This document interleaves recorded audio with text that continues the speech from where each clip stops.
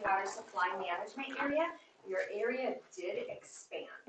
So it expanded to the southern portion of your of the Dwisma. So it is bringing in a new agricultural land, new townships, right, as well. What that means for you as a city, that just means a little more education and outreach to those property owners, to those local units of government. What it means for those local units of government and for those property owners is that they're going to get support from the city and from other entities, and making sure that they're not adding any potential contaminants into the drinking water, so that their actions on the surface are being mindful of drinking water protection. So it is the city's requirement to have a wellhead protection plan that came, and it is the city's responsibility to implement that wellhead protection plan. However, it takes a lot. It takes a lot of partnerships, right? Correct. So we have Goodhue SWCD here present, who has been a phenomenal supporter in the implementing of your existing plan, and we hope to continue forward.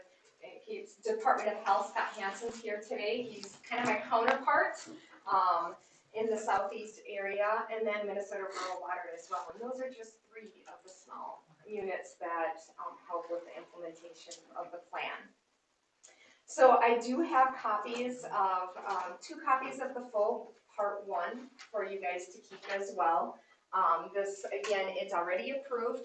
It outlines the drinking water supply management area, and I can toss around, I have kind of a condensed version if anybody's interested, because that's 70 pages of reading. This is 12. As well, the second part, because of your city's size, the part 2 development does require the city to hire a consultant or to write in-house, which is not a simple plan. So a lot of municipalities will go the route of hiring a consultant. And we met today actually with your city consultant of ISG. So we created a plan for developing this part 2, because now that we know the area that we're protecting, now we can create management strategies to continue to protect that area. So the management strategies that are created in the part 2, you're required to meet 75% of those management strategies. And myself as Pat, I don't just help you get a plan, but I help you implement that plan as well. So I won't just go run and hide after the plan is approved.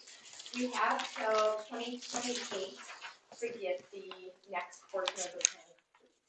So once it's approved, then you have 10 years of implementing that plan. The nice thing about having a wellhead protection plan is that it does give you access to Minnesota Department of Health grants that are source water protection grants up to $10,000. They're not ginormous grants, but the nice thing is they don't require a match.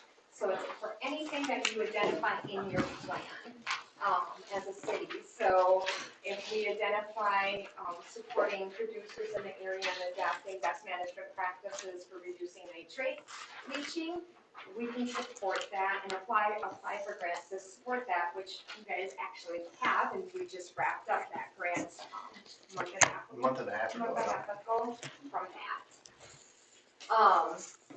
So if you're looking through the packets that are passing around right now, you'll notice that a lot of the drinking water supply management area is outside your city jurisdiction, right? So it's outside of your control. So a lot of this is education, outreach, and coordination.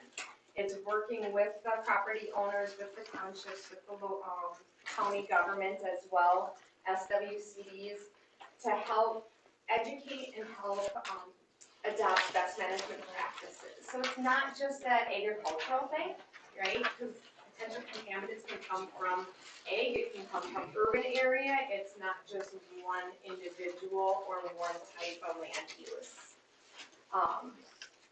As well, so There will definitely be a large portion of the plan that will focus on education and outreach. Let's see here, what else that I would like to highlight on the plan development. The plan development, we discussed that we would like to form a wildlife protection team.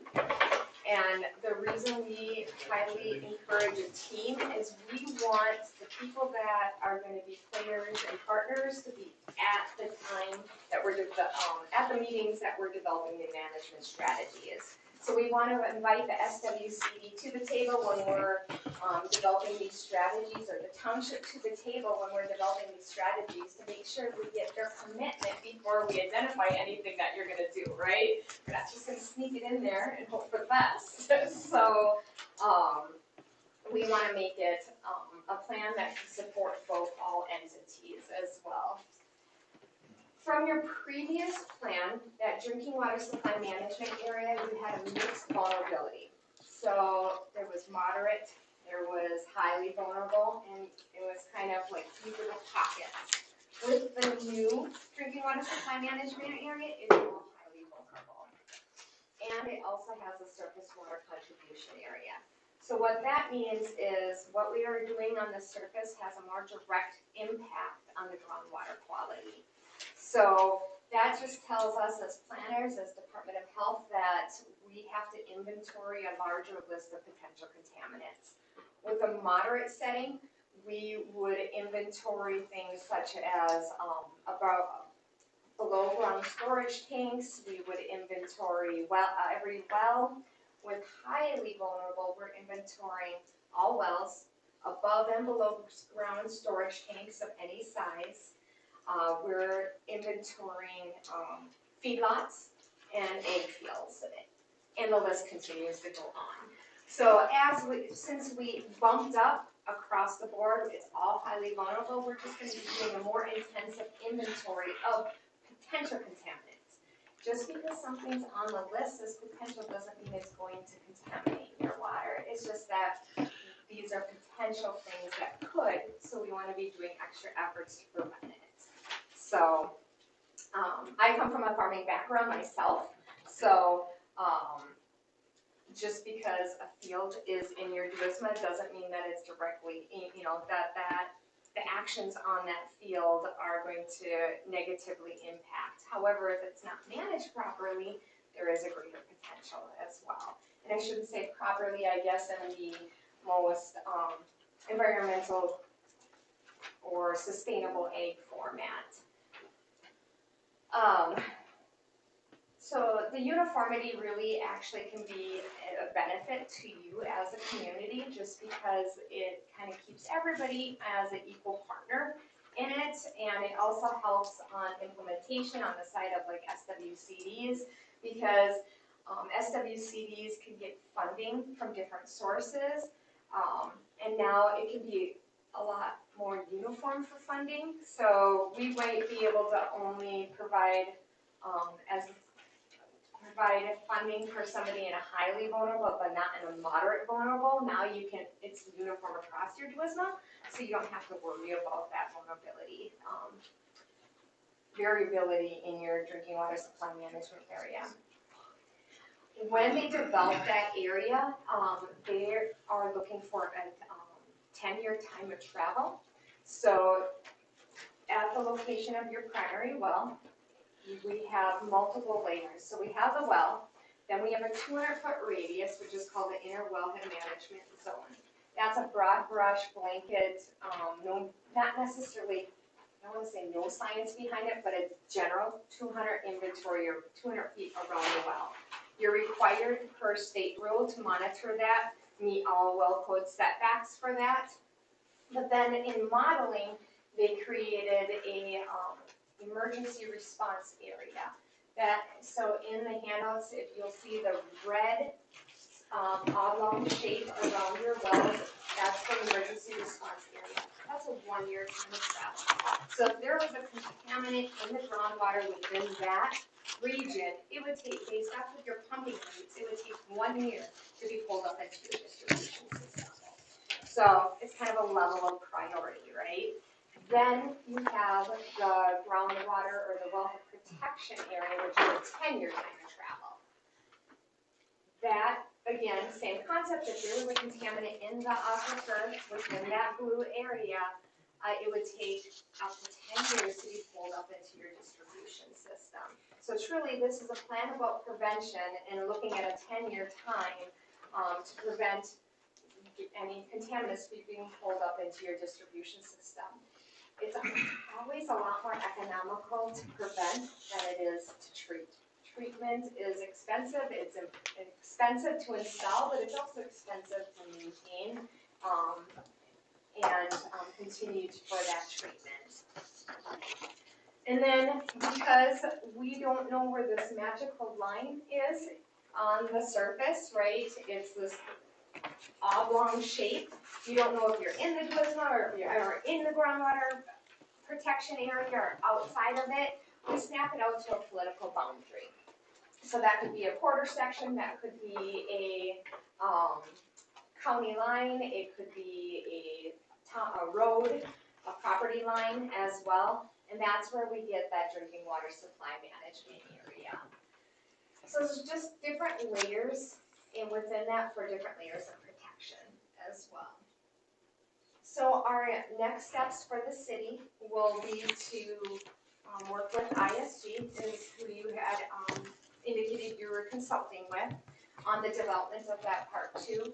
Scott and I are actually going to tag team this one a little bit more.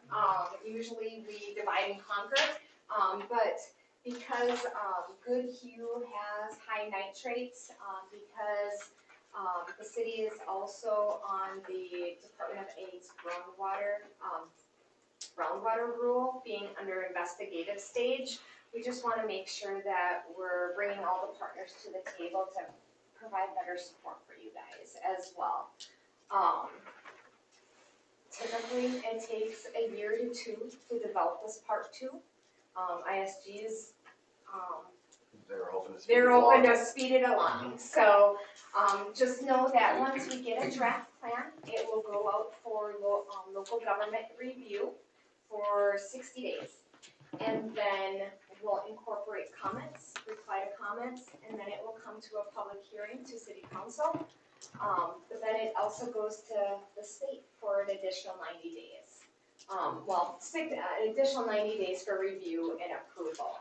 So there's a good 6 months of approval process at the end. So even if we do get that plan written within about a year, 1 year time, it'll be about a year and a half before you have an approved plan, second approved amendment plan. So I don't by any means expect you to remember all of that. That's my job, to help guide Jason through all the hoops and loops and the paperwork that's associated with it as well. Anything? No, I don't think so. So like Katie said, I just got to answer with the state health department, and Katie and I both work down here in the southeast part of the state. So kind of what the health department has done, they realized a long time ago when we started doing this wellhead protection plan process, is that we brought in rural water to kind of do a lot of the legwork for the smaller systems because of the building connection that they have based on the water and the sewer side is kind of how it initiated and started. So those relationships were already there. So Katie's position is a farm bill position. Actually, I used to be with rural water and did that position, then came over to the health department. So pretty familiar with it. Yeah, you guys are off to a really good start here. The SWCDs are doing great work in your drinking water supply management area with the soil health initiative. As far as practices with nitrates, like Katie said, there's a lot of sources for it. Primarily a lot of time the community gets to be the focus of it because the amount of nitrates that are being applied, and since it's such a majority of the land use in those areas. So a lot of those practices that are in place can make a difference. That area that Katie's talking about, you see in the map, that's a 10-year time of travel for that. But kind of some of the practices that I know some of the guys are talking here and the nitrate levels in their own well. I'd recommend when these practices are in place, just kind of keep an idea of your old well and test it every year if these nitrate clinics are available, just see where those levels are at.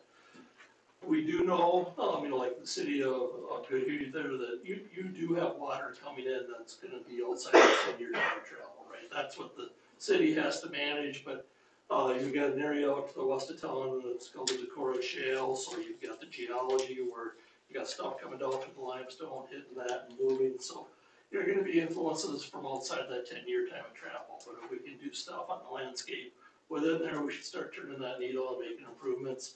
The district, through the One Watershed, One Plans, and their other activities are doing work in the county outside the Dismal area as well, so as the whole package comes together, the hope is that we continue to improve the nitrate levels, so. Anything we can do to continuous living cover, keep the rut in the ground, that's kind of what we're focused on the plan on these. I gotta add the part, you guys did get 97% of the acres in the Duisma enrolled in some sort of best management, which is amazing. That's really Thank you. amazing. Yeah. Thank you to the producers and the townships, everybody that was part of that. That's gonna go, that's gonna help a lot. They had 1,600 acres as their goal for the project, and they're at 97% of the goal. And that's, you'll see a lot of PR about that. Yep, you're gonna see a lot of PR It's like about it. super proud, nerdy moments, but I think it's great. And I know Jason has always told me that Goodhue is a community. And I think the success of the project speaks that Goodhue is a community. So we just hope to be able to continue forward with that and also continue to support that within the next plan as well, so. Right, there'll be some outreach and some informational meetings, so. Yeah, exactly. Are you guys involved with the 3 wells that they're drilling north of town? The 3, turn my. You talking about the ones that state land? Up on the state land, just before you go down into Hay Creek, they drilled 3 big wells there for groundwater. No, I have not been directly involved in that. That will be something that we will be inventorying though, if it's within that drinking water supply management area. So those wells will be identified within the plan itself. I'm not certain, and I can certainly dig into it to see, are those monitoring wells, are they, The ones by Hay Creek. I think they are, I'm not Yeah. positive. are they? Yeah, and I think nobody really knew they were doing that. I think it's the DNR, because that's why they're putting it up. And I think they are just monitoring wells. And so they go very deep. Yeah. And they're probably nested, and that's likely why they're doing 3. A lot of times, we've seen an increase with DNR, instead of just doing a one individual monitoring well, they want to kind of see that if there's a relationship between different, at different depths. So they put in like what they call a nest of monitoring wells at different depths. You will be able to access the monitoring well data if that's through DNR. They do have a public website to be able to get that tables and the readings of that as well. Yeah. But they have to register them through Department of Health, separate division of Scott, so they will be in the inventory once we get to that point. So, Okay, thank you. yeah. Yeah. So, yeah, as long as they're within that drinking water supply management area, I apologize, I'm not sure distance-wise, but. It's outside. It would be Yeah, outside, yeah. then they wouldn't be in the plan, so if it falls outside that. Mhm. Any questions for us at all? You guys have anything? No, you did a very good job on your presentation, I guess we don't, and it sounds like he did his homework, the 97%, that's amazing, you guys are, we're just here just to listen. Well, no, that's good, and, No. we talked about it, because we talked about that wellhead protection team meeting, and that was something we emphasized, and, I think that will be a great opportunity, not that, we'll have more than just those meetings talking about strategies, but, we, at the minimum, would love to have, all the local units come to the management strategies. So I do have one question, when that land falls in that boundary, do you want records on what the inputs are, or is it more of a cover crop basis? If they need to plant cover crops, or you guys require them to? No, there's not gonna be any requirement as a landowner, as a producer to show any records What they're of what applying. they're applying or not. Will they be able to spread manure on it? So through this plan, there's no restrictions on what their actions are, because this is actually a plan for the city to have to implement. So it doesn't come down to the individual landowner. Now, where the restrictions, manure applications aren't part of the groundwater protection rule through, or the groundwater or the nitrate rule through Department of Ag. Manure is separate from that, that's on the commercial side. That is where you would see possible restrictions as a producer. But right now, Department of Ag has good hue under, it's under on hold under good cause for investigation. So they're looking for direct point source or, direct large spills or leaks or sources of nitrate. And they have to do additional investigation with the co-op in town here. Well, So- on the township level, everyone that has a feedlot has to work through our county Yes. level anyway, so they have a manure plan. Yes, Put in and manure place. management plan. Yep, so this doesn't trump any of that and it doesn't take any of that away as well. I mean, there's plenty of players, right? And it's a lot of complexity because DNR handles this, the quantity side of things, and Department of Health handles the drinking water side of things, and Department of Ag and some as well.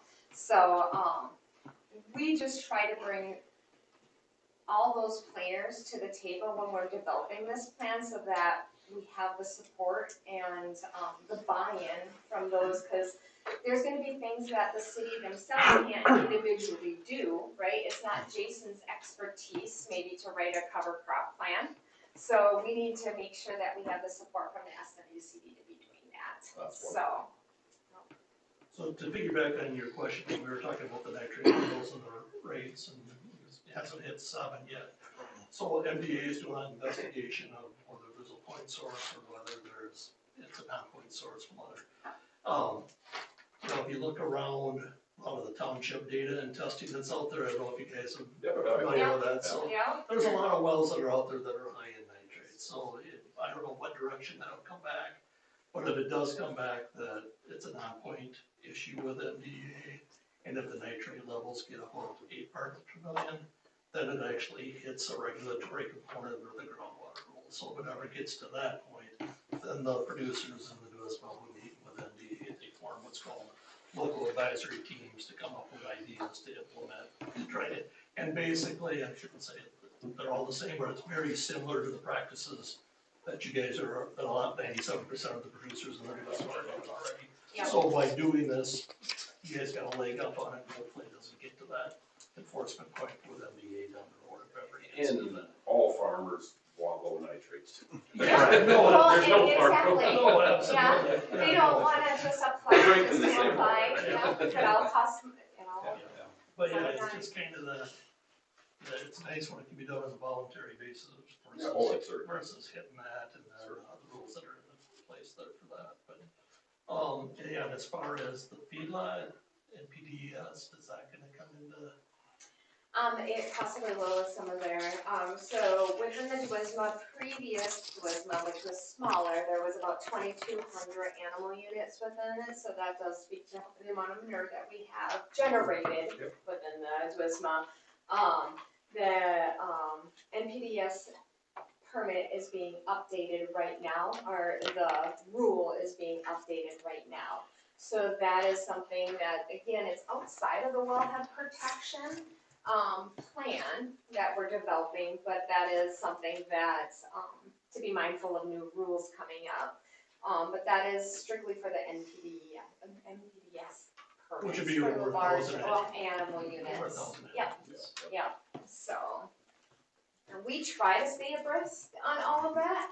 That itself can be a struggle, just a little bit mind blowing, but Scott and I come on the side from on the egg side, so I think it's important to have us updated on that, so that we can, again, support our communities that have a large amount of egg.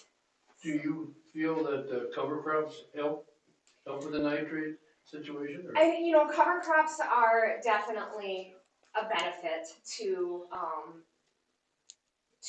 nitrate reduction. It is a tool in the toolbox, right? It's not going, if cover crops were the save-all, we could easily fix it, but it's not gonna be the save-all, right? Like, it's all one piece of the pie. So it also is gonna come down to, the amount of nitrogen in your system. Your crop rotation could be something that we can, look at diversifying. But that also comes down to the commodities, right? Because, yeah, we have alternative crops, but are the markets there to support them? So, we try to look at different ways to supporting the growth of other markets, but it's not, in my opinion, it's not there yet, right? But it's not to say that it can't get there, but I don't think cover crops are the only thing out there. But they're definitely, it's best to have living green as much throughout the season as you can. Well, we're already in a part of the state where we cannot apply nitrogen in the fall. Yep. And is it in the areas where they have a different sub-layer, do they not have the nitrate problems? Correct. Yep.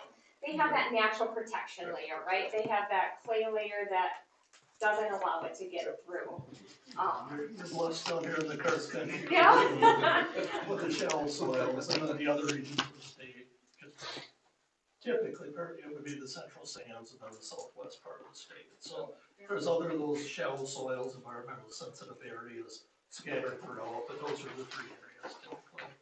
And then, yeah, it's like as far as the covers go, I think it's a great place to start. Everybody's in a different place with them. A lot of the producers, a single species rye that's terminated early is a great place to start, but is it gonna have the benefit of a multi-species terminated at 18 inches, later on, and planting green? So there's a lot of different variables. A lot of work being done in Olmsted County, trying to find an alternative, traditional corn soybeans. A lot of producers now are trying to get oats back into the rotation, so kind of the small grain in there to break it up. And one thing that you guys have, I know there's quite a bit of dairy in the area, not as much as it used to be, but when you have the silage corn, you've got a little bit of opportunity to get the covers out in the fall compared to a lot of areas that don't have the livestock that they're dealing with, so it's kind of a benefit that way as well. Nobody wants to do those healthy eating. That's work. It's work and always having that consistent purchase or buyer as well. Yep, absolutely. So. There's evolving markets, because you and I have both attended different crops that you can put in for nitrogen management, and it's just yet to evolve to really find It's a market for it. a I know consistent Kernzo was market. one of the things that was. And also, don't you think erosion, if you can control the erosion, that plays a sizable part too? Because if it leaves the ground in a heavy runoff, that's probably it's just as bad. Yeah. Most of your nitrogen is going down through leaching. But most of it goes through the leaching. Yeah. Gotcha. Yeah. The erosion's more of a phosphorus issue because it's attached. But bacterial movement and those sort of things, and that becomes important in this tourism as well, because that's surface water contribution area, right? So if you stop and think about it, it sounds like a fancy thing, but it has nothing to do with a river or stream. It just basically means you got higher elevations and you're eroding down into the lower sandier, sharper spots, and that's where it's sinking down in the ground. To your part on the erosion part of it, anything you can do to keep the soil on the landscape, you're gonna be beneficial that way, but really the nitrates is just such a noble thing that once she converts, she wants to escape on you. Do you wells have any other issues like coliform or arsenic or anything like that, or? So arsenic hasn't been, it's not as, we recommend people to test for arsenic, but it's not as consistent around the area, not that there wouldn't be. Central sands, we have bigger pockets, I think, So within the wellhead plan itself, this just focuses on man-made contaminants. Yeah. So it doesn't really look at the arsenic and the radionuclides and a lot of those different things that are showing up in water supply wells because they're naturally occurring. Doesn't mean they shouldn't be there and they're healthy for you or anything like that. Arsenic is a big issue. Radionuclides are a big issue. I don't know off the top of my head for the, like the percentage, but typically a lot of times arsenic's associated with the glacial features. So I would think you probably do have some pockets that probably have some elevated arsenic just based on the glaciation over the top of your rock here. You get, the true karst, you think you get in the far southeast corner where there's no glaciation that's taking place, arsenic typically is not an issue there, because there was nothing deposited by the glaciers. So But you kind of get a mixed bag here. Yeah. you said leaching was the primary problem. I don't know what leaching is. What is leaching? Oh, that's okay. So leaching really is that nitrate moving down that soil profile and getting into your drinking water supply, into your aquifer, into your drinking water. So it literally moves from the surface, the plant doesn't take it all up, some extra continues to go down that soil profile and then ends up into your drinking water supply. And is that worse in certain type of soil? So it's easier for nitrates to move down different types of soil, right? So if you have sandy soils, if you have the karst area, the glacier,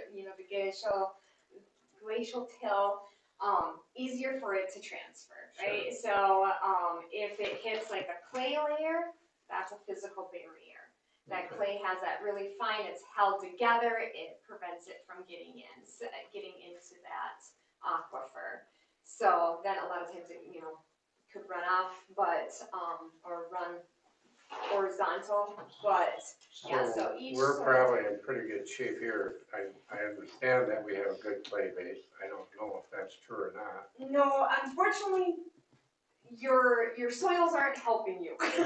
So in this area, and that's why you're having the presence. Now you have well number 3, that is a deeper well, right? That doesn't have 700 feet. yeah. Yeah. It's insane. I come from like 30 to 70 instead of 7, so it blows me away every time he says it. But that doesn't have the nitrates, right? That one has, again, it's a lot deeper well as well. That well's down below a geologic confining unit, the other well. And I guess I'll go into the history of the city. The city drilled that well back in 1990. Somewhere in the 90s, yeah. And 91, I believe. when they drilled that well, it's a deeper well, and which means it doesn't have the contaminants from the surface there, but it means it's older groundwater. And so the older that water is, the more stuff precipitates out of the formation that it's in. So it's really high in iron. And so when the city drilled that well, from my understanding, and they tried to sell it to the citizens, I think there was a revolt that's kind of way. Smell. And it's not that it's not a reason, a health-based reason for it. It was just an iron and taste. Aesthetic and palate and Yeah. hair. You were basically taking soft water that had some surface contaminants in it and changing it for something that didn't have the contaminants in it, but it was hard to get past the nose and throat, to be honest. So do you guys blend different wells together to? We only have one, and it's been offline since 2009. Yeah, so the city operates after one primary well. Gotcha. And then well number 3 is your emergency backup well, but it hasn't been in working out of, you said 2009. Yeah, they haven't used it We for haven't used distribution it since in 2009. distribution in 2009. Not that, that's something that we could look at in the plan to identify as a measure or as a strategy to build resiliency, because, having the opportunity to blend gives you a little bit of that wiggle room. You could work on getting it so that it doesn't have, blending it so the iron is a little bit more manageable, but it also reduces your nitrates as well, to prevent having to treat if that, hopefully, and it doesn't continue to rise, but if that were to ever rise above the drinking water standard. So that is, that is an option to continue to investigate and to consider to put into the Part 2 plan. The reason I suggest for that part 2 plan is, again, it gives you access to grant funding, so like if you needed to hire an engineer to develop a plan, you could apply for funding for that. Again, they're small grants, but every drop in the bucket helps. And we So- received one last year. Yes, yeah, I have one community in the central area that over the multiple years that they were applying for has got $95,000 on implementation funds and an additional, I think it was $92,000 in competitive funding. So that adds up, that's almost $200,000 with the grant funds, so. Yeah, we were just talking earlier with the price of anhydrous versus other products now, with the pressure maybe going back that way. So I mean, something that could be included in the plan, you know, it's just the general best management practices, but if you wanted to do a split application, Yep. there could be some funding there for farmers To make it more cost effective, yeah, like, so that it makes sense in their numbers as well, because it's hard to speak when we're asking them to spend additional funds to go a different route, and maybe even open them up to additional risk on timing. So that's things that we could consider putting into our plan so that we can support, some of those decisions, those tougher decisions to make, and those, mitigate for some of that risk. Well, I think a lot of producers are starting to incorporate that second side Split. dressing, Yep, just to lower the risk of the nitrate. Yep. Yeah. yep. Yeah, and as far as like the age dating on this, we're talking about the 10-year time of travel. When we look at these wells and the water results and determine to be vulnerable, they look at a hydrogen isotope called tritium. So it's basically leftover from H-bomb and nuclear testing in the 50s. Yep. So if you have this tritium present in your drinking water, basically means your recharge has occurred since that date. And so I can't remember what level it was at here, but your wells are definitely vulnerable when you do have that tritium source that's there. It's getting more difficult to do because we're getting, the half-life on that is 12 years. So as it gets out and out further, so it's a good problem to have. Hopefully we don't go the other way someday and have a whole new flesh round of tritium. Tests. So yeah, when you hear about, you know, some of that stuff, because water is really difficult to age down to a specific number. There's not really anything organic in it, you know, to break down and do the carbon testing or anything like that. So look at it that way. MDA's done some stuff looking at some dating using the active ingredient last Alicar. So they know when that went out of service, so that's showing up in certain wells, you know, that, you know, by that date, the recharge is occurring as well. That is certainly a great thing to be going, you know, judging some of the dates on, but there are different ways that you can kind of pinpoint some of the timing. He meant to say Alachlor was a herbicide that come out, so he knows when that herbicide started being made. Being made. So Lasso, I believe, was the That brand last- name. Yeah, when I went off, like, it's been on the market quite a few years now, so But it's that- still showing up, you kind of know that recharge is occurring. And that's standard testing, so once your next plan is approved, it typically, between year 6 and 8, usually year 8, Department of Health will send Jason samples to take, sample bottles to take, and we'll take all that to analyze it all over again, because things change, as a few things up here. But so the tritium might be a different sample, but there'll be some form of age dating for the next round as well. Alright. Any other questions for us? Excellent. Well, I hope to see a bunch of you again in the future, and also thank you for sending Jason to the Minnesota Rural Water Conference next week, because Jason's going to be speaking about implementation efforts to all of our other attendees. So greatly appreciate the support. Thank you. Thank you. And with that, I'm going to travel because I have about 2.5 hours drive home. So Thank Do you want these back or? no, you guys, We got more. keep them. Otherwise, the city would. I'll let the city decide. You can always- Well, Thanks, Scott. Yeah, thank you guys. Yeah. Thanks. Good. Thank you. Yes, take care. Thanks, Sarah. I'll see you back in March again, too. Yeah, I'll be thank good. you. If you want, we have a couple chairs, we can watch him in progress. You guys are, if you don't want any more on this, so if you want to go. You guys don't wanna talk to the township about anything else yet while we're here? Okay. We're If good you then. got questions, you'll have to reach out, they'll have answers. Oh, wait, no, thanks, it was really informative, I appreciate you guys. Thanks for inviting us. Yeah. Have a good night, guys. And I just wanted to let everybody know, yeah, we definitely do have money for cover crops, and especially now that there'll be hundreds more acres added to the Duisma, and also well sealing. So if anybody Abandoned wells, you get money. abandoned wells, and anywhere in the county, that's not even just the Duisma, so anywhere in the county, especially well sealing, it's an easy thing. It's not a matching grant, you cover 100% of it? Not 100%, there's money available, Money kind of available, depends gotcha. on, depends on a few things.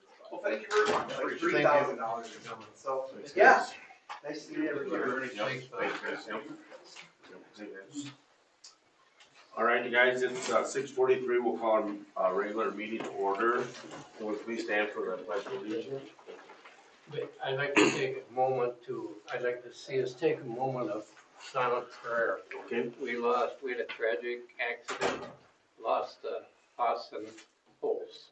So if we could, I'd like to just take a moment and think about him for a moment.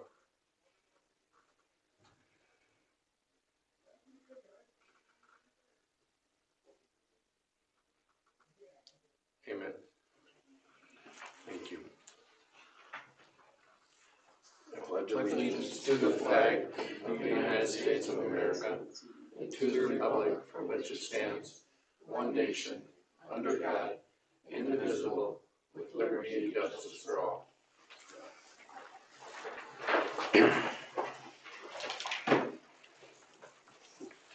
All right, we'll begin with our variance request. But first, just do a. Oh, roll call, I'm sorry, yep. Yeah. We'll start left to Joe Vanda. Michael Markforth. Chris Schmidt. Lisa Redipan. Jason Manico. Ernest Valenzuela. All right, we'll start with the variance request.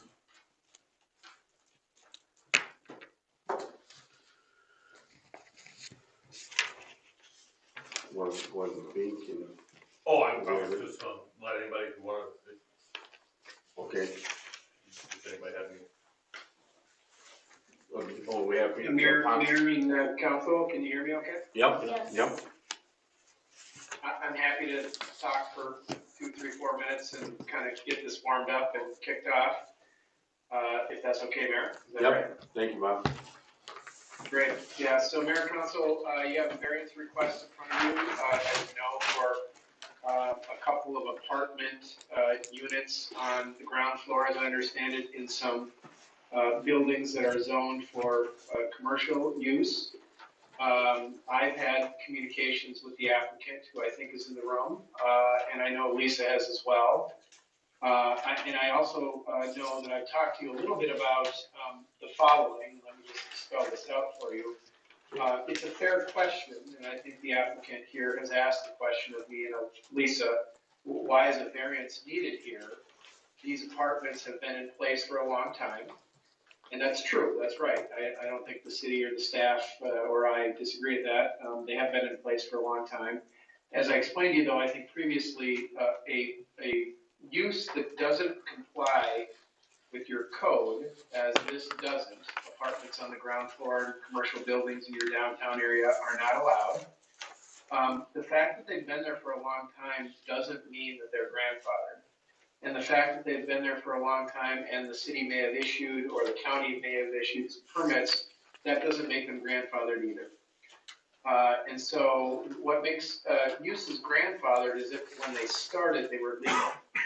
If the city allowed them, if the city's code, the city's laws allowed them. And as I understand it, when these apartments were built, they weren't allowed. They were not permissible under the zoning code. And although it's true that the city issued some permits, or the county may have issued the permits, that's not the same as approving the use and saying that it can be done even though our zoning code says it can't be done. So that's the reason that a variance is required. And then I would say that's all sort of negative toward the application. I suppose the reason why the application is here, let me say on the positive side, I think the applicant here has done a nice job, and Mr., I'm sorry, I'm not saying your name because I don't know how to say it. Is it Graveman or Graveman? Graveman. Graveman, okay, so I apologize. So, he's done a nice job, I think, in his application of saying why, his request for a variance to allow these, apartments to continue, why that meets your variance criteria. And of course, you have copies of your, relatively speaking, new, code, your new zoning code on, everything, but including variances, and that spells out the criteria. And so he's done a nice job of addressing your criteria for granting a variance. Now, whether or not each of those criteria are met is entirely up to you. That's not a judgment for me to make or for Lisa to make or for the staff to make. Ultimately, you have to make that judgment. But I would just say that he has addressed in his application the criteria for a variance. And then just last thing, I'll be quiet. I think this is important for a city like Goodhue that's growing and hopes to continue to grow into the future. Clearly, the city can't allow non-compliances with how you see your city developing, right? That's what your zoning code does, is it says how you see your city developing. But you can grant variances, and ultimately that's why the council gets paid the big bucks. That's why you make the hard decisions. And so this is an example of that, and certainly the fact that this use, these apartments have been there for a long time is something that's completely relevant and something that you as council members can consider. So I'll stop there and happy to answer questions. Thank you, Bob. So do we have some members wishing to speak then? I do, but can I clarify the ad? It's two different ones. Yeah, they're presently apartments, or is it adding another apartment? They're presently apartments. He's not adding nothing. They've been apartments since 1993. Yeah, talking about the office Because space, the office. when we looked at the addresses, So one building is 215, then it's my office where I run my company out of the front of the building.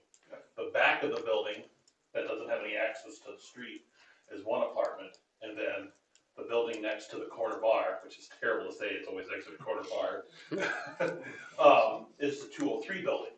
And that is the entire floor on the lower level has been an apartment. So our question though is the 250, your office space, I mean, I got the impression that's what you want to turn into apartment. Negative. okay. Nope, nothing changes. Everything stays exactly the same. But what's the street address? I mean, it's the same street address though. Yeah, I mean, 215 North 2nd Street, apartment 1, 2, and 3. Nothing changes. They've been apartments since 1993. We were confused because the address. The address shows your office. There's an existing apartment in the back. Yep. Right? And there's two apartments on top. Yep. So you're saying you're just getting that, my understanding is those would be in compliance, the one in the back. Not per the city code, not on the one on the back. We could differ on that, but technically it's not, because it's on the first floor. But since I remember I were at the building and there was no, the council at that time, they knew they were gonna be apartments and that's what they built. They built them apartments. They built an apartment in the back and an office in the front where he has his office. And it sounds like he's gonna keep that as his office. He just wants to be able to keep the apartment in the back. He wants the two apartment, he just wants to keep the existing apartments that have been there for years. So there's no addition, there's no adding a new apartment. All he's searching for is basically a variance to bring his apartment in the rear into compliance because it's considered to be on the first floor. But also bringing the ones by the bar, correct? Into variance, yeah, to bring them into compliance as well. And that's. Are we supposed to, can we just talk Stand about up or we here, just talking? Yeah, will you have you stand up, Tony, please? I'm gonna say my same spiel because this is how we feel about it. So we are a growing, vibrant community, and, you know, our businesses are growing, and, but when a community chooses to give in a first floor residential business, it's really jeopardizing that opportunity. And it changes that dynamic of a town. And, it's like you've heard the expression, shooting yourself in the foot, you just don't have opportunity to go after that. So I'm suggesting that you strongly consider this when making a decision. Now, hearing more information, we don't have a problem that one in the back, that isn't part of, to us, the business district that's in the alley, but it's that one on the business street next to the corner bar that we kind of struggle with, you know, it just really changes the business district of the town. So, that's all I have to say. Thank you. Ben, you have anything? Were you gonna say something? Me? Yeah. We'll have you stand up there too. It's not that scary. Yeah. No. Well, I guess, I don't disagree with them at all, because I feel like if you give into one, you gotta give into a bunch more, or where does it kind of stop, so. I mean, Scene's always had it for years, and like Joe said, there wasn't a council to make that, I don't know, legal at the time, but, I just, going forward, I think that was bad to get you to have apartments in the lower level, because like you said, you know, we don't wanna represent a town full of apartments. No, it's a community, it should be full of shops and stores, and so, yeah, that's all I got. Well, in my, it's been this way for all those years, so it hasn't changed the effect, the dynamics of the town. And we're not looking to add more downtown apartments. We're just looking to get him approved legally, so he can continue on with his business. But so.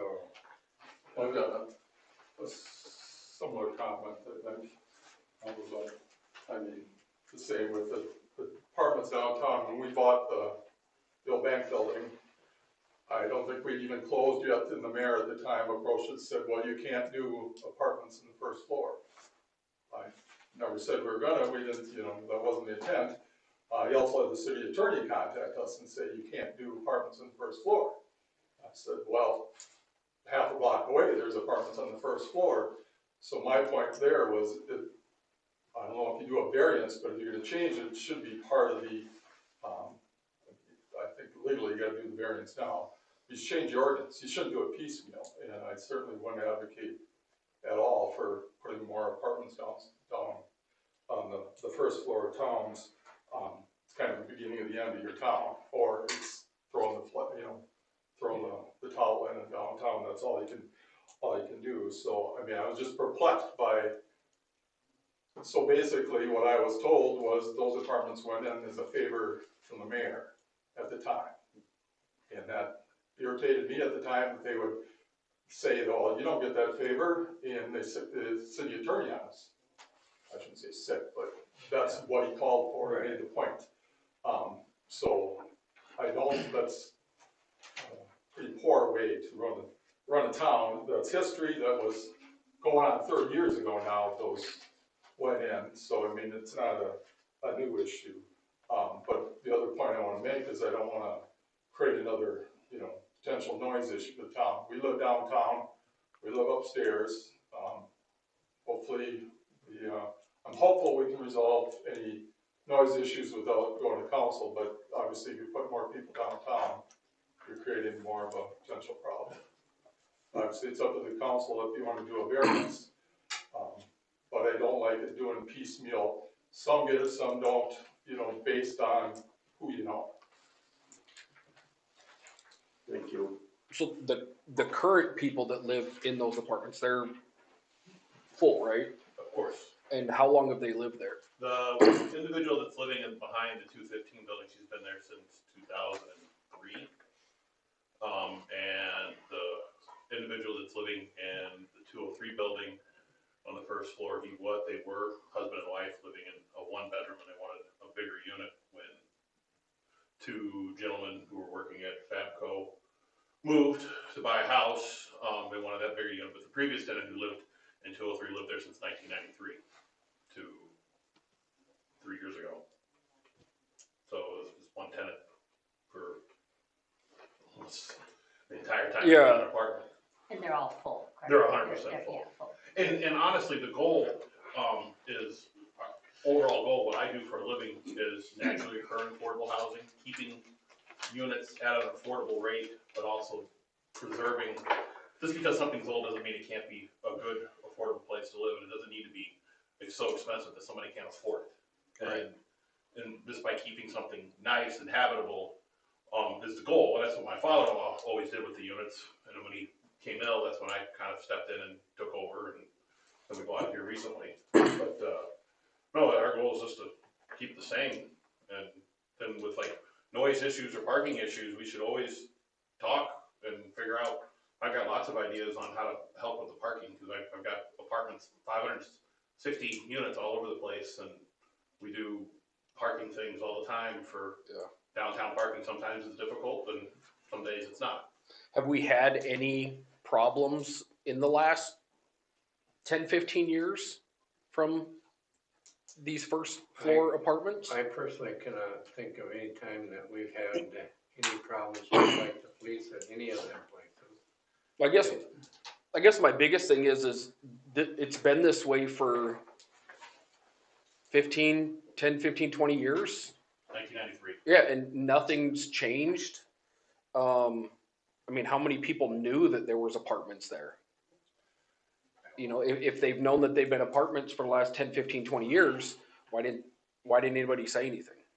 You know, I mean, I'm new to Goodhue. I mean, I've only lived here 10 years, but I had no idea. I guess my concern was I thought they were looking to put more. No, these are. You know, I'm on the fire department. When they had the big fire down there, we went up in the apartments to clear everybody out, and I don't think there was a working fire alarm. So I mean, that's a concern too. Yeah, absolutely. And I actually am putting sprinkler systems in one of my buildings just because of that.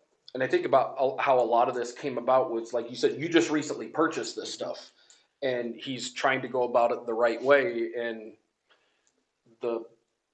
they found the ordinance violation, within the last few months, wasn't it, Jason? The ordinance, the zoning ordinance, Yeah. although it's new, that phrasing was in there originally. It's Right. just that it was newly adopted. Right. But this is what I'm saying is this is newly found that they figured all this out, I think, or at the time, 30 years ago, the residents of Goodhue assumed that they followed the process when they put those apartments in. They did not. Yeah. And I would say. Now you're gonna say time heals all wounds. Yeah. Which maybe it is, where you make them take it out. Right. But I mean, it's an ugly precedent that they hammered everybody else for, which seems ridiculous. Right. One thing I would like to say, and I don't know if my comments even regard just to this, particularly. Jeez, I thought I just started. Sorry. I'm the police. So I don't think my comments regard to this specific situation in general. I think, there's been multiple comments over, it's been this way for 10 years, but you talk about 30 years. One thing I really think the council should think about is, or at least show, I haven't seen what that criteria is, and then kind of how those decisions are made, just better in general. I know people at the corner bar, or the owners there, had talked about stuff one time, switching it to units, and they were told the same thing. It's gotta be a business front, it's gotta stay that way.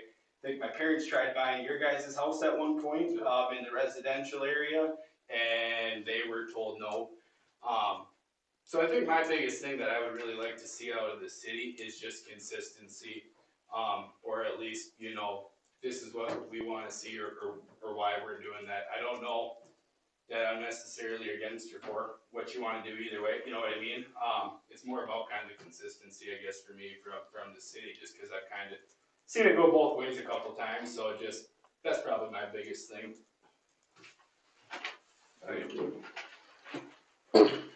I think one of the things that we keep hearing about, you know, is the consistency of keeping it, where we don't want main level apartments.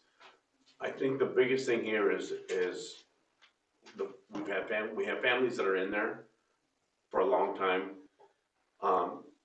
He's understanding that there is no more building and making apartments at, you know, anything, you know, like where his office is.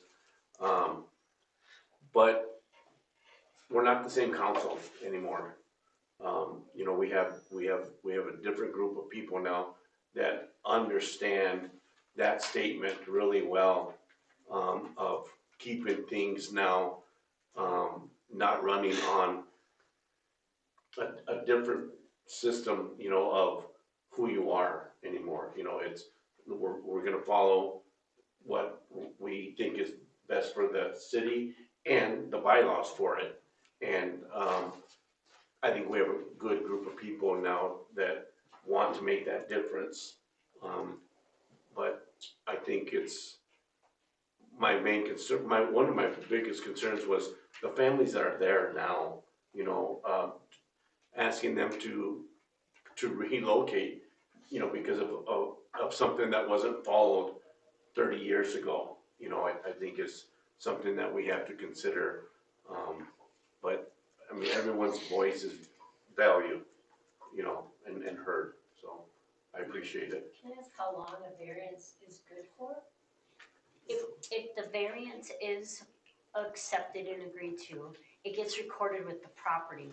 So irregardless of however many years he owns it and sells it, it doesn't matter. It's not the owner, it stays with the property. So it's permanent.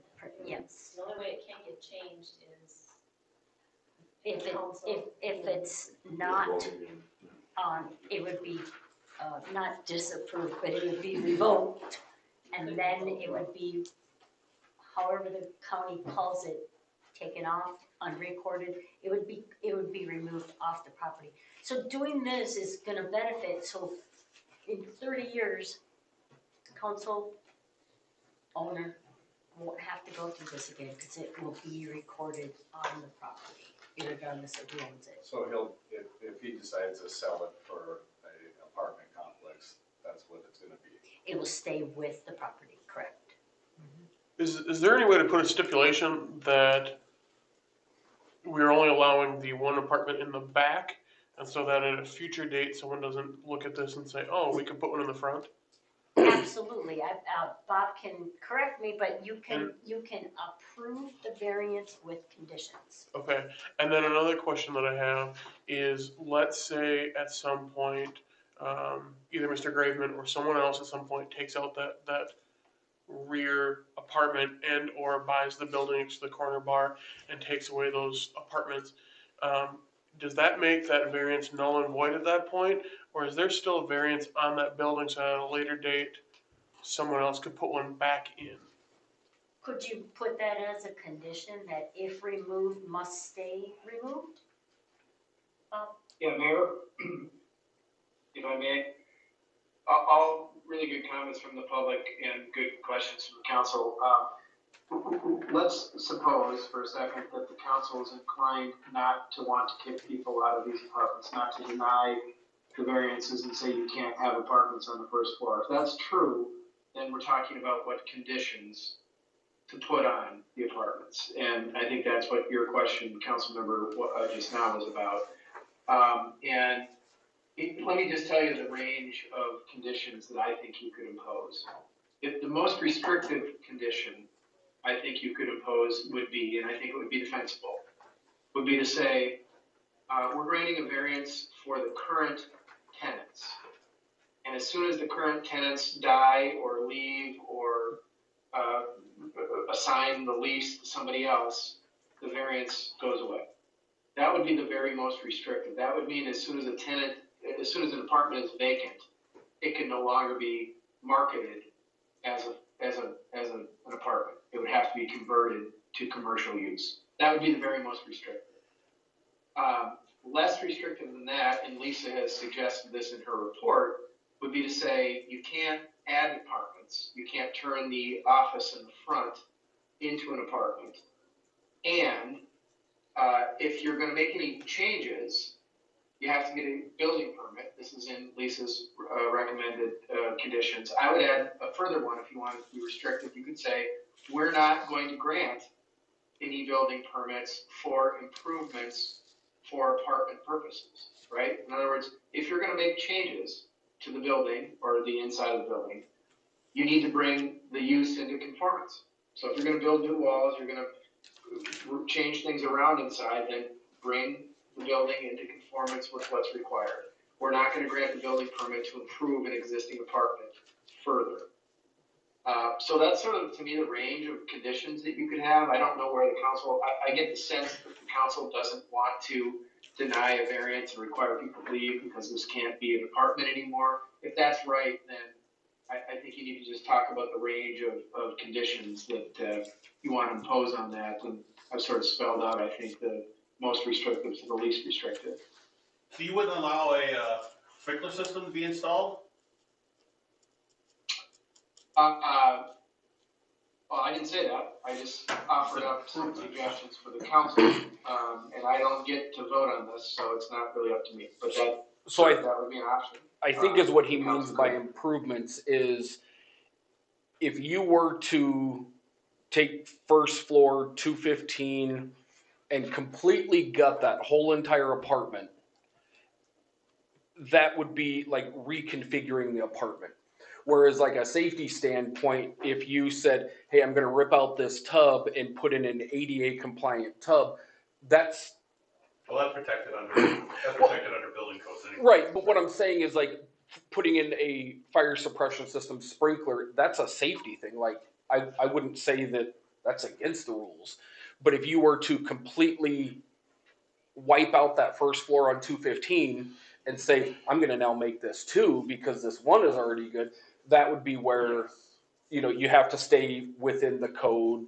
Because I know that in the ordinances, it talks about if you change something, then you have to make it to where it still falls into the code. But yeah, I mean, I like what Bob said when, as long as somebody lives there and as long as it's an apartment now, it will always be an apartment. You can't change it to 2 apartments. You can't, if later on down the road you decide, hey, I want to make my business bigger and you remove that apartment, then you can't add it later, kind of deal. Yeah, Mayor Council member, that was what I was trying to pass along. You got it exactly. And I'll just say to the council, I don't think anybody sitting here is worried that or wants anybody to get kicked out right now. It's just more, what is the long-term goal of the community in downtown? And I don't have that answer, but that I think is the question. I don't think it's about these individuals right now. I don't think anybody wants to just immediately. This one might be. No, I don't feel that way one bit. I just, in my heart of hearts, I just don't want these guys to turn their place into apartments and then we decide to turn ours into apartments and you know what I mean? Where does it end? And I think moving forward is, the ordinance has always been there. It somehow got overlooked, 30 years ago. It is what it is. Moving forward, we don't want first floor apartments. That was never the thing. It's just, these happen.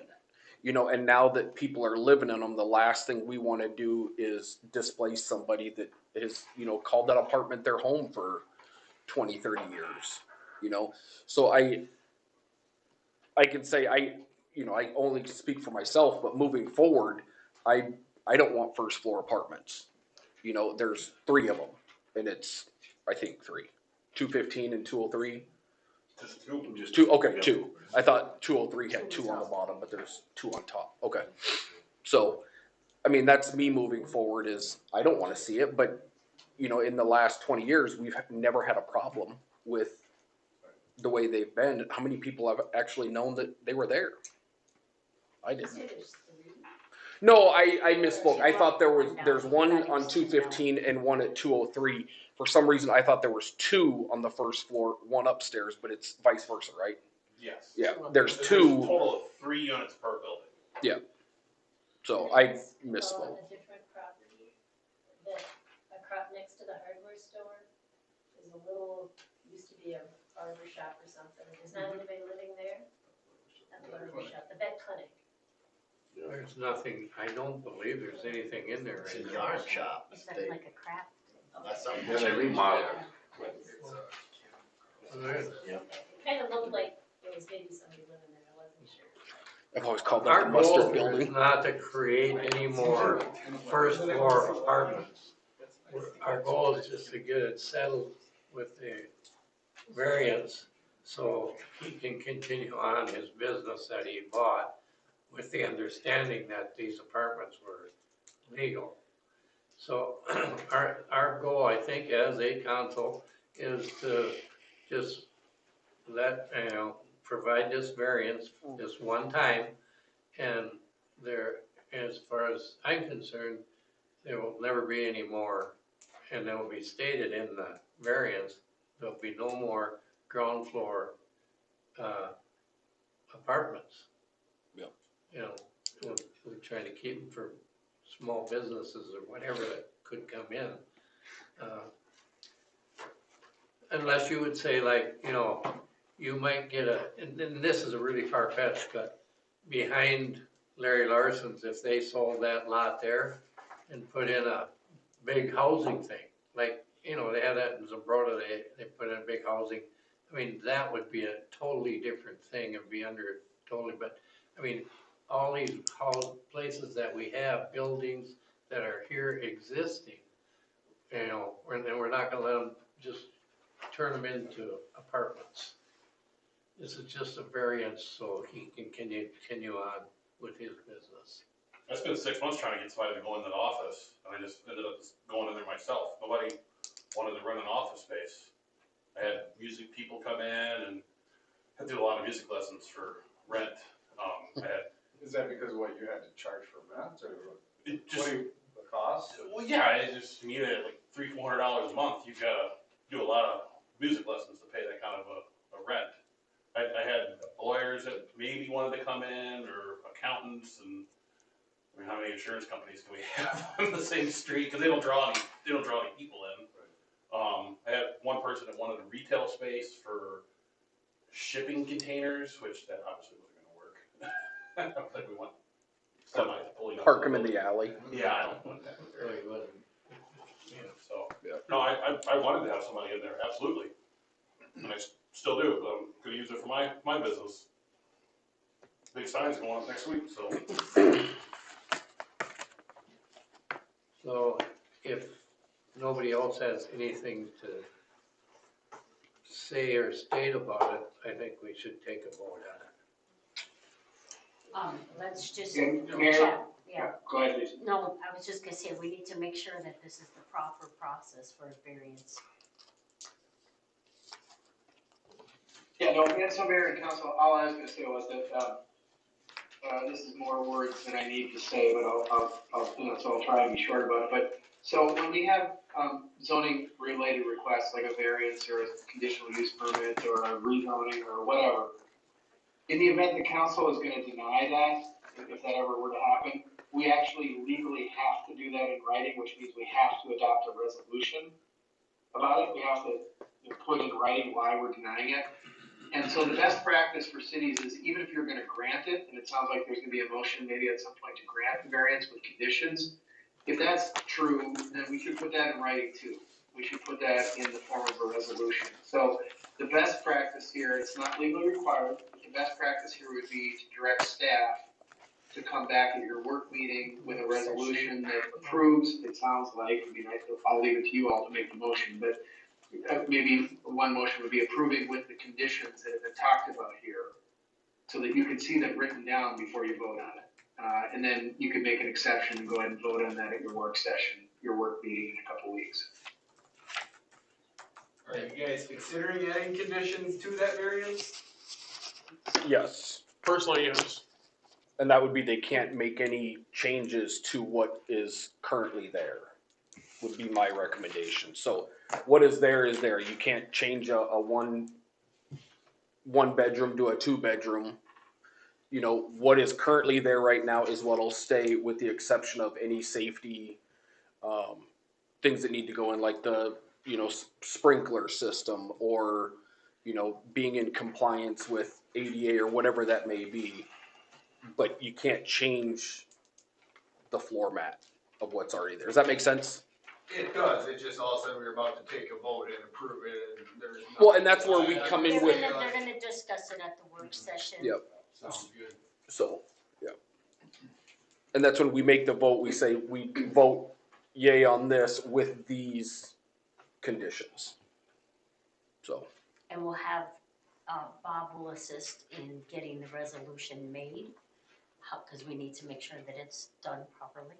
And then they will have a chance to look at it at that meeting and do a yay or nay. And if they have more things they wanna add, or if they wanna take out, then they can do that, they'll discuss it at that meeting.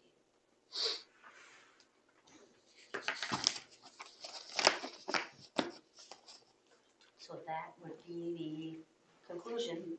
Anybody else got anything? Yeah, if there is anything else. All right. Well, thank you all. Thank you.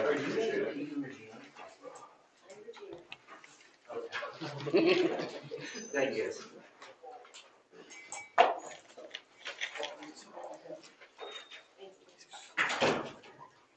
If So- you just say this closes. Well, I have a question, sorry, Bob, are we amending then this variance, or are we just making a motion for a resolution? Yeah, no, Mayor, Council, I would, first of all, I was typing down some notes there, I didn't hear, you should first close the hearing, I think you probably have done that, or you'll do that, but the motion here tonight, I think, would be to direct staff to prepare a resolution granting the variance with conditions, and then I would just say as discussed, and then it's up to Lisa and I to come up with the conditions that we heard you talk about. Obviously, we may not have it exactly right, but your next meeting, your work session, you'll look at the conditions that we've laid out, and if you guys don't agree with them, you can change them, but we'll have a resolution in front of you that grants the variance with conditions, and if you don't like the conditions or you want to change them, you can do it at the meeting, we'll write it down and fix it, and you can approve it at the next meeting. So the motion tonight would be close the hearing and then direct staff to prepare a resolution per the conversation tonight. Okay. I'll make a motion to close the hearing. I'll second. All in favor? Aye. Opposed? Motion approved. Thank you. Yep, thank you. Thank you. Okay, so. We'll have that ready for the work session. All right, perfect, thank you. So, request approved minutes from the February 12th, 2025 City Works Session meeting. Oh, wait, did you do the agenda? Oh, Yeah, do the agenda yes, first. can we get I know, that's a me. motion to approve the direct staff resolution for the variance? No, Right? not that. No, approve or amend, approve or amend the Tonight. agenda. Oh, okay, I'm sorry. Can I get a motion to approve the agenda for tonight? Yes, I'll make the motion to approve the agenda. And I'll second that. All in favor? Aye. Opposed? Motion approved. Okay. All right, request approved minutes from February 12th, 2025 City Work Session meeting. We'll make a motion to approve the February 12th work meeting minutes. All in favor? Aye. Opposed? Motion approved. Okay. Consent agenda approval. What was suggested in the past and recommended is just reading the items that are on the consent agenda. So anybody that is watching will know what's on the consent agenda. And then after you've read what all that is in it, then you can ask for a motion to approve it in its entirety. Okay, Just start off with the, so, yeah, can we get a motion for accepting the general release of liability agreement with the school? it's an all thing. Oh, Yeah, read all of Read them all and of then we'll it, go. and then it's one motion to accept all gotcha, of it. thank you. Yep. Approve the cash control financial report for 2024. Adopt resolution 2503, approving Goodhue Belchester Rail Riders LG 220 raffle permit. Approve resolution 2504, adopting the Minnesota City State Records retention schedule. Approve school request for road closure for Ag Day, April 12th, 2025. Now I'll call for the motion. Can we get a motion? I'll make that motion. I'll second. All in favor? Aye. Aye. Opposed? Motion approved.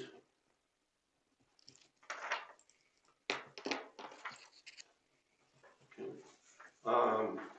Old business.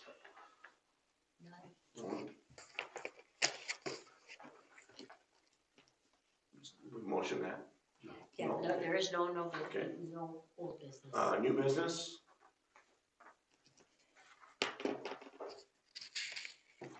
Um, 2505. What's that? No, it was the 2505. Okay. Request to adopt resolution 2505, approving raffle application from the J.C.'s for May 5th, 2025 location at Heritage Park. Adopt council member representing city for the new fire truck association. Please, you do one at a time. Okay, sorry. That's okay. They came with a request for the So- application for May 5th for Heritage Park. It's a standard, you have the information, it's a standard form to have the raffle at that time. What was that raffle again? Yeah, what are they raffling off? Well, I think this is the one where, didn't they used to do a I can't remember. ATV, but nobody wanted Yeah. it, and so now it's cash. No, Is that the that one? was the Rail Riders. That was the, okay, sorry. This one, well, there's no Lori took representative this from the J.C.'s here, so I have no idea what this is. I can't remember. Lori took the, yeah, she took the, application.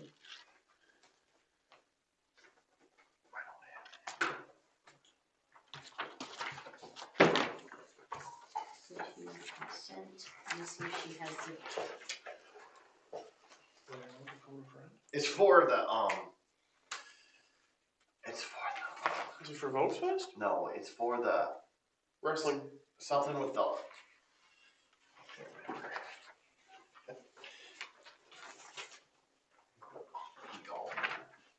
Yeah, she doesn't have I it. should. Are we allowed to phone a friend? I guess I'm serious. No, I know, it's just funny to hear that, we like to phone a friend. Let's see if they posted something.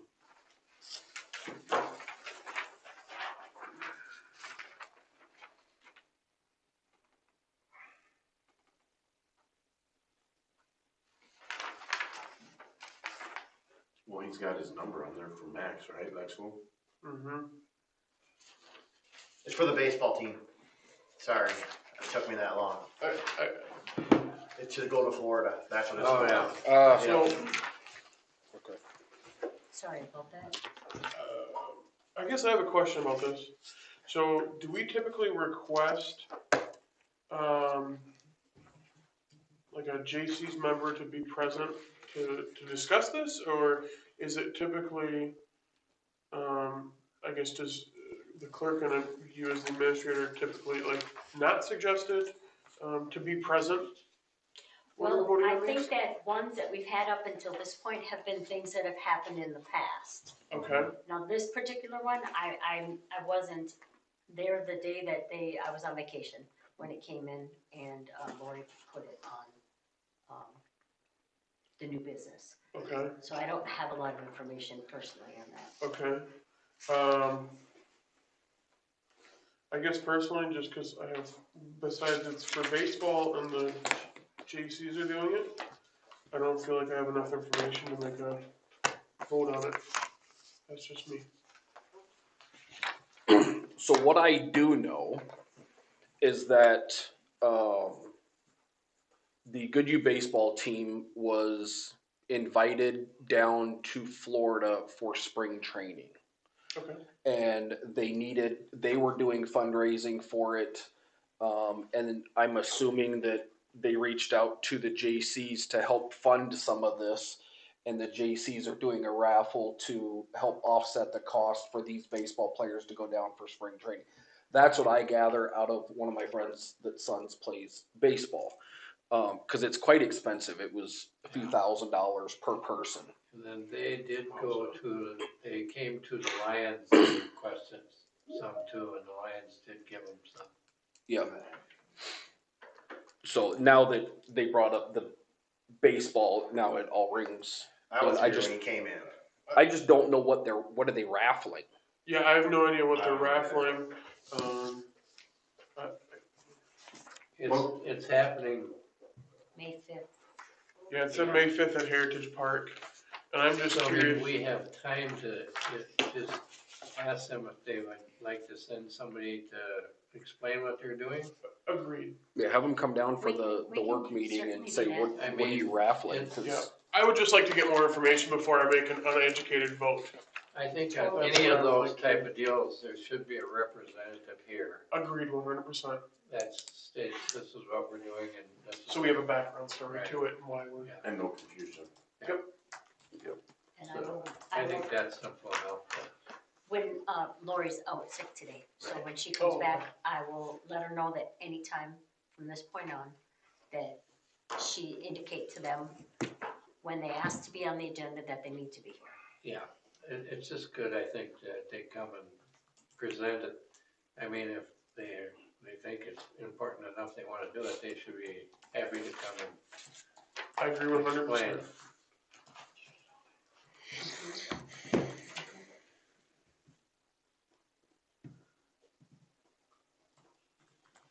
So that will be on, move to the work session, Yes. and then,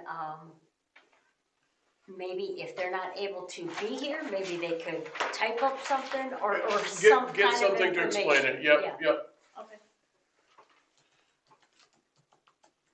Yeah. so we'll move past that one. Okay. Appoint council member representing city for the Fire Truck Association Joint Powers Committee. Yeah, I have a little bit to say about that. Michael and I were there, and, you know, it's always been, you just went to the meeting, they talked about what they're spent, they kinda hit us pretty hard, you know, and they, in my opinion, they have the feeling that the city of Goodhue is not contributing enough. I don't know if that's what you got out of that, but, they're forming a committee to study, you know, and I wish I would have had, you know, I've been to them meetings before and I never needed any paperwork, so I wish I would have had your slip stating what we donate, because, I mean, they asked the fire chief and he come up with a number like, well, how much did they donate? Well, like 16,000, well, I knew that was way off. You know, I mean, we spent quite a bit of money. And there's years when they don't buy equipment that we spend a lot of money. I think they forget about that. Mm-hmm. And we need somebody for that committee, this committee here. And I kinda like to, maybe if you would like to do that, I'd like to see you do that. Yeah, I was gonna ask about that and ask if I could be on that Because committee. The meeting is tomorrow, My back's so just so bad. you know, Okay, do you have an idea on time? 5:30 at the fire hall, Okay, I can do that. cause they were very So wanting. you should get some paperwork from her, 100% agree, yep. you know, cause she can give you all what we paid and spent. And they had that information at that meeting. Yeah, but they Because I couldn't, was requested. they couldn't come up with it. I was asked for that and I provided it, and that was not the number that was on that report. Because they asked, you know, and they kinda stuttered around, well, they 16,000 here, and, well, they didn't know about this and that, and so. Didn't we buy them all brand new tools for the brand new fire truck? Well, Lions Lions donated 40,000 at one time. Yeah, but I mean, it just, we need to have somebody on the committee to represent the city in a good way and, not to get in any arguments or anything, but to just sensibly talk about what's right and what's wrong. Yeah. I mean, so, yeah, I would nominate Michael if he's willing to take the spot. Yeah, I wouldn't mind going, but I tell you, my back has been so bad, I've been so miserable lately that I just, you know. So Joe motioned, I'll second that. All in favor? Aye. Opposed? Motion carried. We had a very nice dinner, I'll say that, Barb. Okay, so, request for, Goodview Family Session Pass donation to Goodview All Night Graduation Drawing. I did have a question about that. I know that they've done that in the past. My question is though, why don't we try to rotate to that with other businesses instead of just the Goodie Pool all the time for the Family Pass? Why, can we do something else for other businesses? I guess the reason is we own the pool. Yeah. So we technically don't have to spend any money to do so. I understand what you're saying. You're trying to kind of share the wealth, if that's a lack of a better term. But we would have to be spending then taxpayer dollars to do so, whereas we can contribute something that would be essentially, but not essentially, free for us. So if we donate, pool pass, we don't have to go purchase anything. It's something that we can do without spending money because we own the pool and operate the pool as a city entity. And then we end up making money because we sell the kids the food and whatever. Yeah. Were you saying, why isn't other people donating? No, but I or- so now when I said that, Okay. so what I understand is that if any other businesses are gonna wanna donate themselves anyways, they're gonna donate instead of us asking a business, hey, can you donate $200 of your product? Yeah, so what they do is, I don't mind the committee do now, so.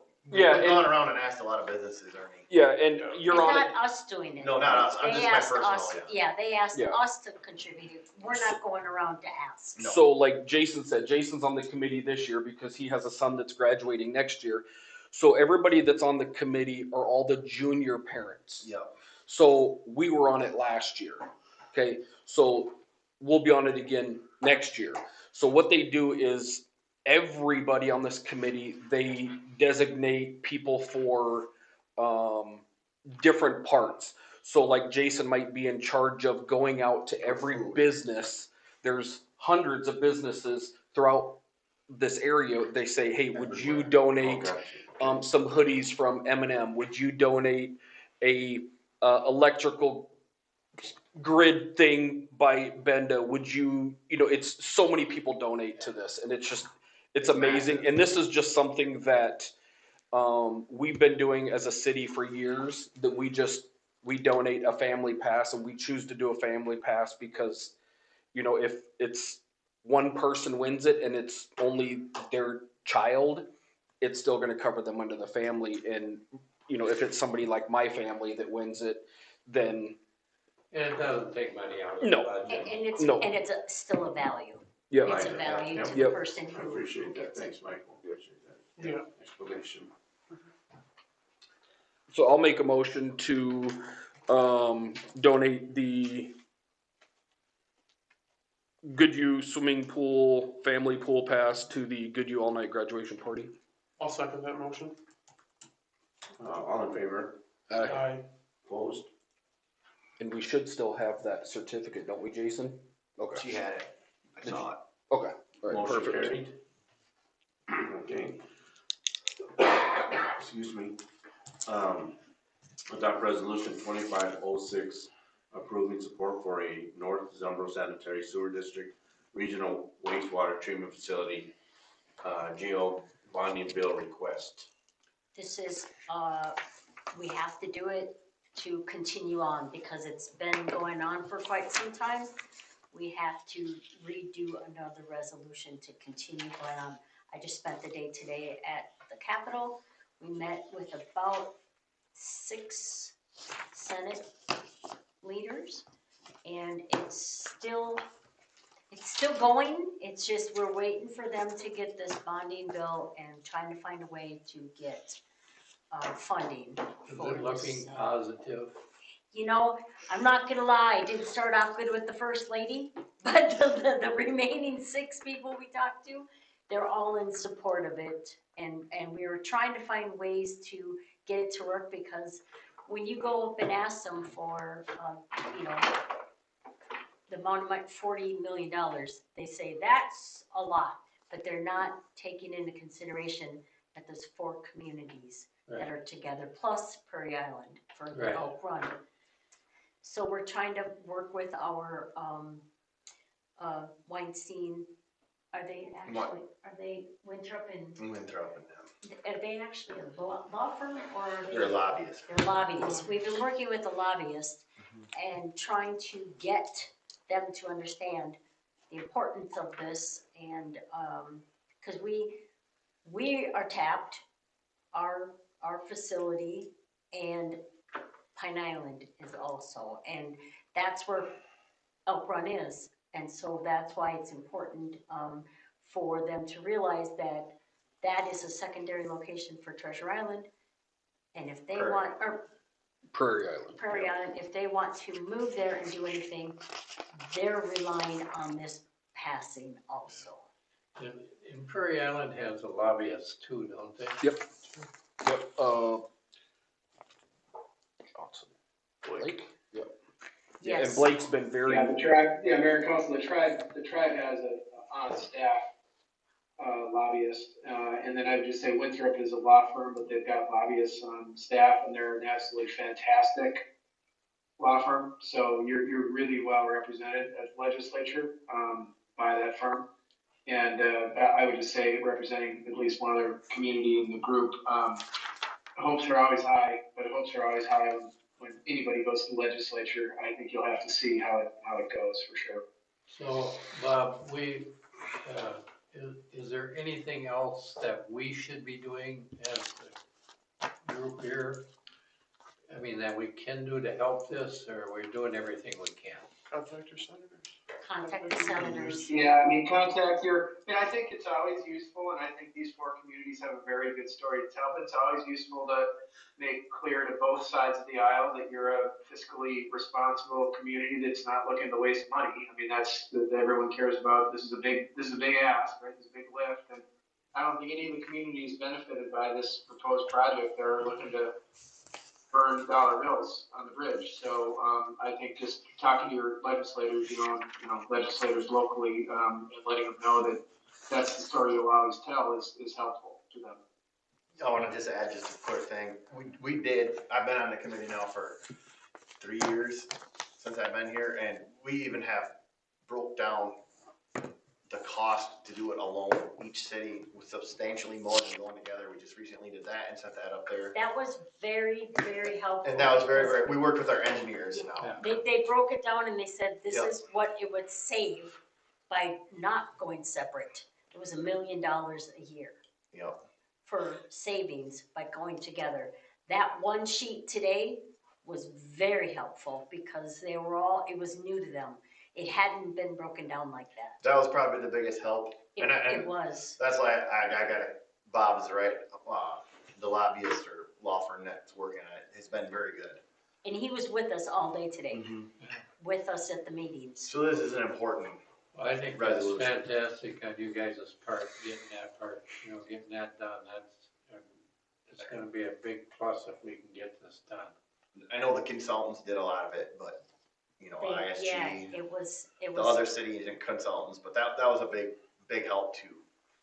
Get them to understand that it's gonna cost a lot more to go 4 separate facilities. Yeah, and quite honestly, they've seen, because Terry was going up there before. And Terry's done a lot too, yeah. And they've seen the numbers, but that one sheet today, it made them look double. It was to see that happening, and I'm still learning because nothing's been going on since I got here. So there really is not much for me to be up to speed on, but watching that today was something that stuck out. Yeah, that's what I was concerned about, that we're kind of stalemated.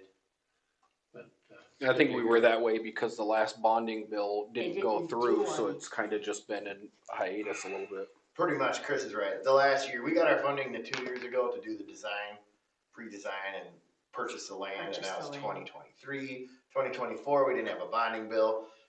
It was stalled. Lisa's right. She just kind of came onto this late fall. It was really a stalemate. The only progress we've made, I mean, correct me if I'm wrong, Lisa, was the last few months with kind of rewriting, pointing out the cost of going alone versus what it is together. The operational fees were like $1 million a year too. I don't have the numbers right here, but any of you councils want to know, you can set it. I have all that. Plus the website, The website you is can up direct now. anybody to that, the informational website that they just. Can you email me that? I can do it. I think it was in the most recent email from you today or yesterday, I think, is the website was Cause it was live. the day that it was announced, I What's the email? pushed it out.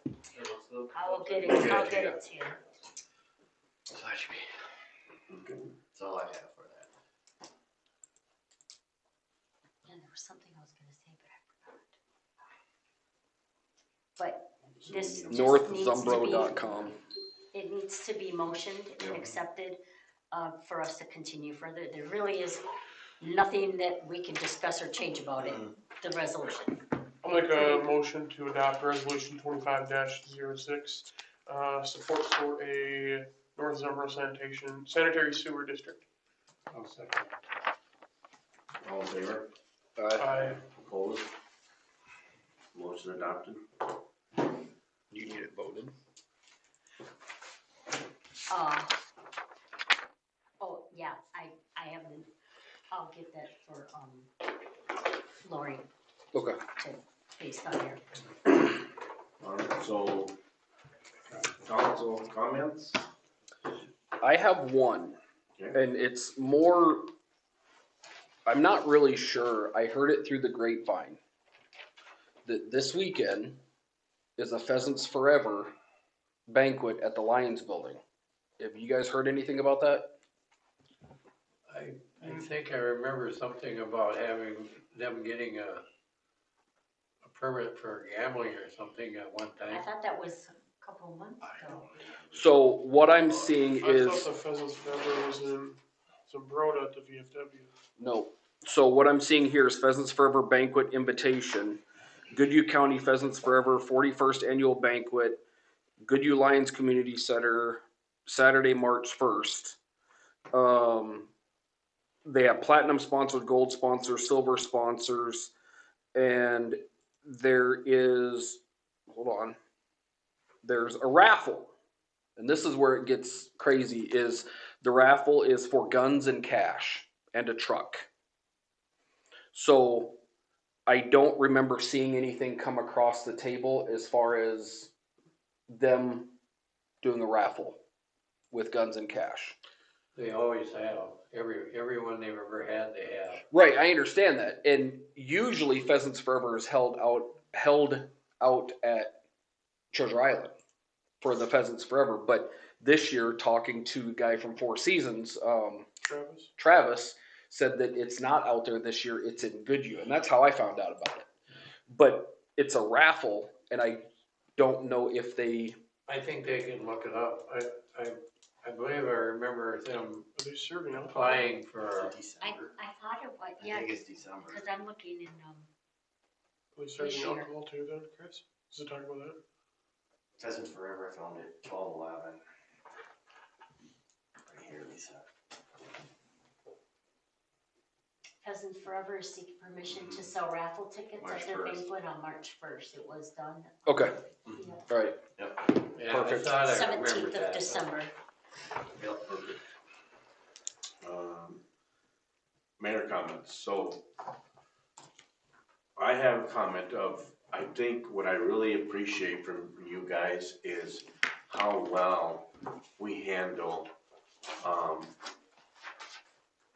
feedback from the community.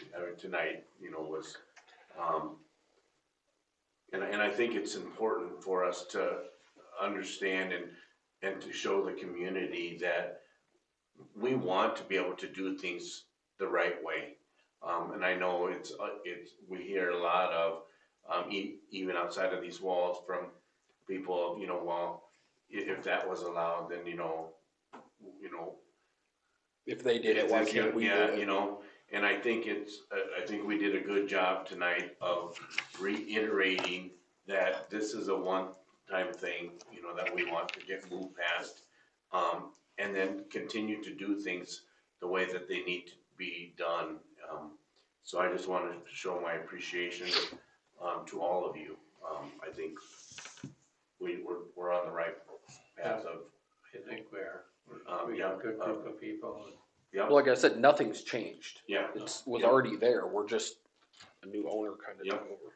yeah, and not to take away from what the past council member and mayor have done, starting this path of doing things the right way, and I can't express that enough, I think they've done a good job, so that's it. We just have to do everything by the book. Yeah. We can't be, And nothing wrong with that. can't be doing anything that, that's why we have a lawyer. Yep. All right, so, motion to pay the bill. I got one more thing, if I can add. Yep. So this is a question for the council. Working with the DWSMA Wellhead Protection Plan and Goodyear County Soil and Water Department and their soil health grant that we're involved with between Minnesota Rural Water, us and them. They're having a luncheon, and I know I reached out to the mayor. He's unavailable on March 18th. It'd be nice if I could get one council member to attend it. It's at Ag Partners there. I'm just looking if I could get one to go. It's at 11 o'clock. When is March 18th? A Tuesday. Tuesday. What time? I know you expressed interest earlier, and so I have no problem with, if you would like to attending. attend, I just need to know because I need to let them know. You said it was a luncheon? It's a lunch, yeah. From 11 to 2. There's like one city representative along with myself. Or staff. Michael, it is. Unless you wanna go. I mean, I can go, I mean, if I don't know how your job, how it affects your job during the middle of the day, but. I can take off whenever I want. That's a good job to have. What about your job? My job, And that's all I have, so if you want Michael to go, Yeah. If Michael wants to go, then go. He can't, Joe. thank you. Upright. Yeah, we don't know where your back's gonna be at that time, maybe Michael will be a good pick. Yep. Good with that? Pay the bills. Yeah. Anything else I from think, you? oh, no, We're done. I let you guys know it at the time, so, yeah. Tori's coming back.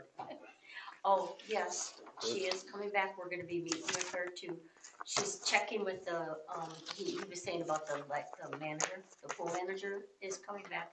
She's gonna get a count of who will be returning for lifeguards.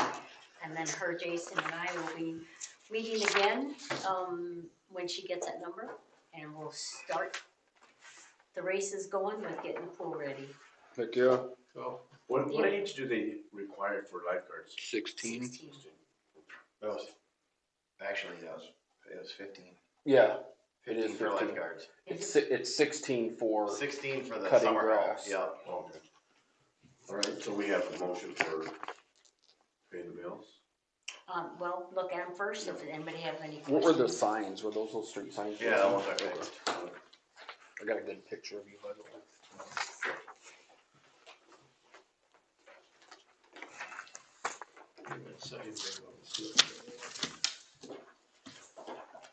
Tool?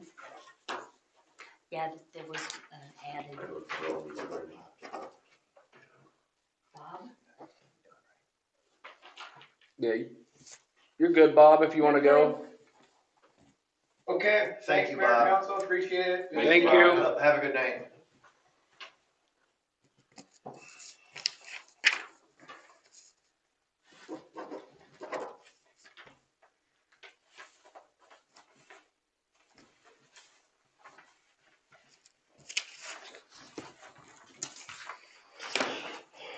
I'll make a motion to pay the bills. All in favor? Opposed? Opposed? Okay, motion carried. Motion to adjourn? I'll make a motion to adjourn the February 26th council meeting, 26th. I'll second that motion. All in favor? Aye. Opposed?